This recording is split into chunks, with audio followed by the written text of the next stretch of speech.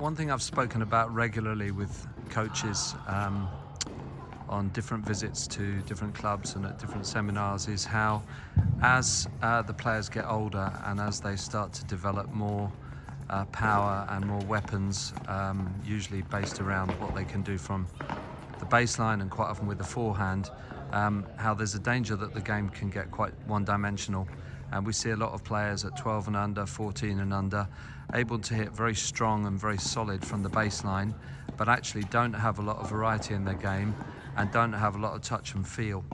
And so you quite often see that what seem to be quite good, solid players who hit hard and fast from the baseline actually can't volley particularly well, may have difficulties with the serve and also with touch, angles and things like drop shots. And so I really like this warm-up activity that is being done by Coach Tero here at HVS in Helsinki.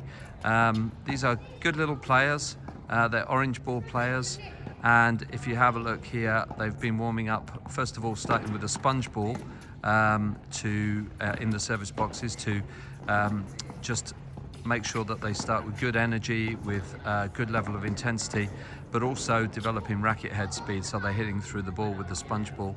But the next progression in the warm-up now, as you can see, is that they are playing the whole game with the continental grip. And I think it's a really good idea because actually the continental grip is the only really universal grip. It's the only grip that you can play the whole match with. You can serve, you can play ground strokes and mid-court and net game with, and of course you can volley with as well. So there's a lot of benefit to the continental grip, even though it gets overlooked a lot of the time, and it's not perceived to be part of the modern game, which is around power from the baseline.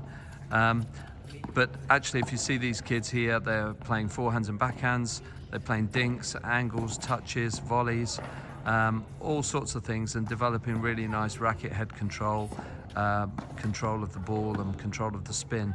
And so I really like this activity. I think it's a really nice way to develop the skill and the feel and the artistry and the touch of tennis, which I think is so often overlooked. So if you haven't done a warm-up similar to this before, then perhaps now could be the time for you to try it.